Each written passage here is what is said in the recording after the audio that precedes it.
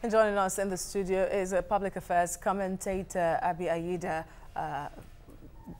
Of course, thank you for joining us on the show at this time. Yes, with the inauguration of the minimum wage panel by President Muhammadu Buhari, eventually, would you say it's coming at the right time? And what are your expectations, first of all? It's a process, first of all, and it goes in cycles. This is, I mean, it's usually what happens is that there's pressure built up over time as the purchasing power from the minimum wage erodes and inflationary pressures. And so this is the government's preferred negotiating mechanism in terms of setting up committees. It's something they've done over time. It's not new, and it's usually preceded by agitation, and usually it's something, there's elections in the offing. That's always a category that brings it into play. But my concern is not whether they go through this process. It's actually how they implement and partially implement, because part of the problem is that even though it's passed, a lot of things are not taken into factor, like cost of living adjustments and things like that. And therefore, there are no self-triggering mechanisms to keep rate. What happens in the public sector generally, particularly overseas, is that there are inbuilt cost of living adjustments on a yearly basis. So it's incremental, and it's usually marginal, whether it's 1%, 2%, something like that. So there's a sense of you're keeping pace. But we tend to do things a little differently, and we tend to prefer there to be agitation, and it's a negotiating strategy. And part of it, I think the government likes to actually fatigue labor. Labor agitates, they take to the streets sometimes, and it really builds up, and it's part of negotiation. And then you're looking for 50%, so if you get 20, you're just exhausted by that point, and you're willing to take 20%. And you go and you basically go and you wait again for a long time, and then it builds up, and we go through this process. So for me, it's timing. It's a little, it could be better, and there are ways you can actually make it so that inflation is indexed to inflation. There are triggers, there are adjustment mechanisms, but that also requires political will. So. Okay. Now, a part of Labour, a faction of the Labour is saying they want to peg it, they want the next minimum wage to be at 56,000. There's another faction that says they want over 90,000 naira, as the case may be. But let us know, when the new minimum wage is being fixed, what factors go into deciding this amount should be the right amount, or this amount should be the most appropriate amount of money? Well, it's instructive that you should say that. For example, I think in 2011, back then, or 2010, when they were negotiating, Labour actually requested 52,500 naira, if you recall. Yeah. In 2008. Yes, I think 2008, sorry. Yeah, because exactly. There's so many commissions, there's so many, some of them are judicial, some are tripartite, whatever you want to call it. They use, I mean, what the cost of living index is. They have the purchasing power basket, you know, food, all the usual mix goes into that, and you arrive at what you feel is a living wage. Obviously, it doesn't take into account regional disparities. That matters a lot. It doesn't cost the same to live in Abuja or Lagos as it does somewhere else, you know. So that is a major issue that people look into. And one size doesn't fit all. So it's almost a blanket thing. Now, for example, even if this negotiation process, as I said, is actually part of a strategy, the Commission will take its time. They'll submit the report. Then there'll probably be agitation for the report to be considered and looked at. By the time the report comes out, we could be mid-year, 3 quarters into the year, whatever amount is arrived at, because there will be, because we're in election season, and there'll be an increase, and it probably won't be what Labour's wanted. There'll be a price point in between where they meet and agree, because everyone's tired at this point. What that does is immediately skews the 2018 budget. So even the timing, the budget is thrown out of whack. You know the percentage of our recurrent expenditure and what that does.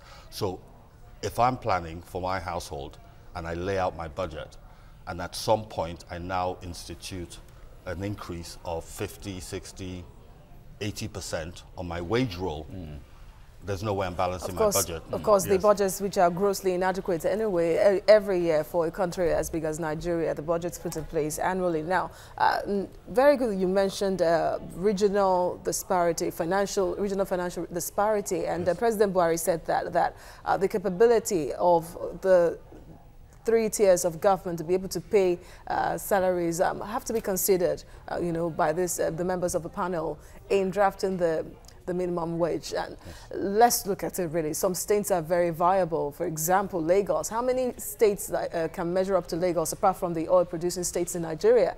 And if you pick a particular amount and say that it's going to be the blanket amount for minimum wage across the country, you not see trouble brewing?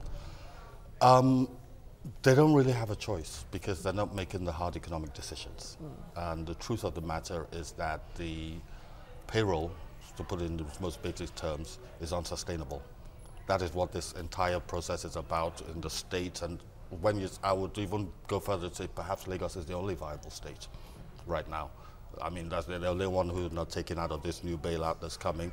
And literally, if you have to borrow or go cap in hand just to meet your payroll, you're not viable. And if that is the case, then it doesn't make any economic sense for you to now be stuck with a doubling of your payroll or whatever it is if you want to use really broad numbers or indicators. And don't forget, the federal wage, even though they say it's not binding on the states, it's also a leading indicator. And it creates pressure on the states to match it. And those agitations come into the bargain. They now all look into that. And those are going to be significant disruptive influences. And they're not going to be able to implement it. And you're going to find states where they say, we can't do it. We've been down this road. One of the beautiful things about Nigeria is that if you just pay attention, it's been done 50 times before. Exactly. And it's always slight variations of the same pattern. And yet we expect different results. It's actually never going to happen. It's like a vicious cycle. Yes, it is. However you want to look at it, and Einstein had a better way of putting it, but I don't even need to go into that. It's not new. I mean, as far back as 1945, we had a 45-day general strike over cost of living adjustment. And part of what I'm saying is that where you try to tweak it or where you try to make a difference is you say the corrective mechanisms, the indexing, however you want to call it, let's be incremental. If I increase my payroll or my wage bill by an increase of 5% minimal on an annualized basis, and I just do that, it decreases the pressure. But they also know, and I keep coming to that point, it's actually a negotiating strategy. And labor is in on the same game as well, because it's just popping up now. They say it periodically, but it's usually at Workers' Day rallies. You hear it May 1st, that we'll get more. And also part of it is that no jobs must be lost.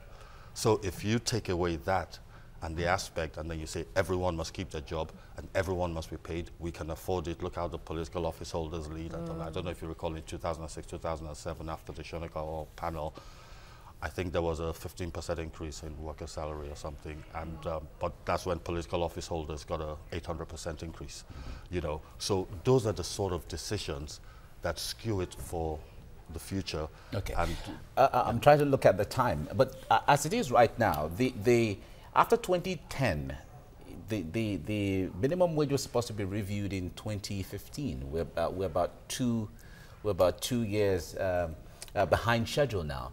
Is it likely that in this review, it'll be considered in retrospect? Very unlikely. Okay. And part of it is that, as I said, once again, the narrative is the same. Part of it is that I said something, partial implementation or non-implementation. Agreements are made, they're multi-year agreements and everything, and they are knowingly violated. They actually, so it's not binding. You go through a process, I negotiate with you, we discuss and everything, we come to an agreement, and along the course of that agreement, I don't implement at certain points. Maybe there's not political expediency, there isn't the political will, whatever you want to call it. All of that is toxic to the process of trust, and this is what this is about in terms of the workers and the government, and saying that you will not keep your word. We know you will not keep your word, but we're going to take as much as we can and maximize, or we're going to be disruptive. So it's almost negotiating in bad faith, and that is always a challenge. And so even as this commission is starting, people already have the mindset that even if we get that, they will drag their feet implementing, they may not implement, and they'll face election season, and then all of this and everything. You never get optimum outcomes in that kind of scenario, and that is part of the challenge. All right, we have to leave you here right now. Abi Aida, Public Affairs Analyst. Thank you so much for coming. Thank you for having me. Thank you very much. Thank you.